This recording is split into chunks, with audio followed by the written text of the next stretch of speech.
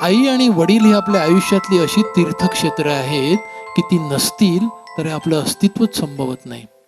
माय पित्याचा लळा जिव्हाळा हीच खरी दौलत. ज्या घरात वृद्ध आई वडील आहेत ते घर सगळ्यात श्रीमंत. आज मी श्रीमंत आहे. माय पित्याचा लळा जिव्हाळा हीच खरी दौलत.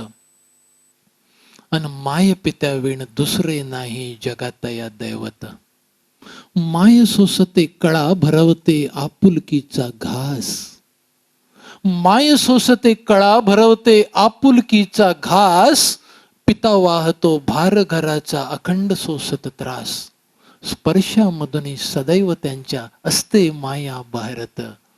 आणि माय पित्याचा लळा जिव्हाळा हीच खरी दौलत. वटवृक्षापरी पिता आणखी छाया त्याची माय.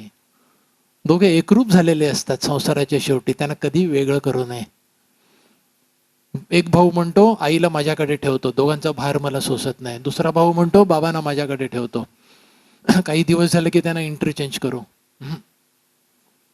वटवृक्षापरी पिता आणखी छाया त्याची माय. प्रेम वाचून त्यांना दुसरे हवेच असते काय. आपुलकी विण कधीही त्यांना ठेवू नये वंचित. अन माय पित्याचा लळा जिव्हाळा हीच खरी दौलत. शेवटचा अंतरा तुमच्यापैकी प्रत्येकासाठी आहे. तुमच्यापैकी प्रत्येकाच्या आई वडिलांकरता आहे. लक्षपूर्वक आहे का.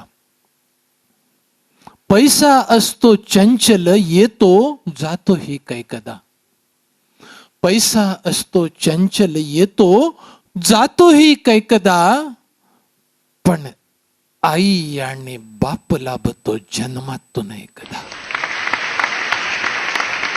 पैसा असतो चंचल येतो जातो ही कैकदा. पण आई आणि बाप लाभतो जन्मातून एकदा. कळले इतके त्यास गवसले स्वर्ग सुखाचे इंगित. अन माय पित्याचा लळा जिव्हाळा.